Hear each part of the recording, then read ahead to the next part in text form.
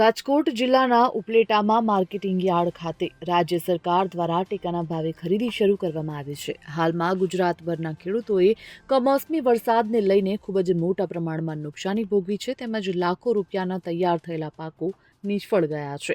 રાજ્ય સરકાર દ્વારા ખેડૂતોને સહાય પણ જાહેર કરાઈ છે અને ખેડૂતોના હિતને ધ્યાનમાં રાખી ખેડૂતોની બચી ગયેલી જણસી ટેકાના ભાવે ખરીદી શરૂ કરવામાં આવી છે. રાજકોટ જિલ્લાના ઉપલેટા માર્કેટિંગ યાર્ડ ખાતે અલગ અલગ 3 સેન્ટરો ખોલી ટેકાના ભાવે ખરીદી કરવામાં આવી રહી છે. તો માર્કેટિંગ યાર્ડ સહિત કોલકી રોડ અને પોરબંદર રોડ પર એમ 3 સેન્ટરો શરૂ કરેલા ઉપલેટા માર્કેટિંગ યાર્ડ દ્વારા ટેકાના ભાવે ખરીદી કરવામાં આવી રહી છે. હાલ ઉપલેટા માર્કેટિંગ યાર્ડના ચેરમેને જણાવ્યા મુજબ ઉપલેટા તાલુકામાંથી 18,000 ખેડૂત ખાતેદારોએ નોંધણી કરાવેલી છે, જેમાંથી દરરોજ 50 ખેડૂતોને યાર્ડ દ્વારા મેસેજ મોકલાવી ખરીદી કરવા માટે બોલાવવામાં આવે છે અને હજુ વધુ ખેડૂતોને બોલાવી ખરીદી કરવા માટેનું પણ જણાવ્યું હતું. Bureau report, Gujarat 5 news.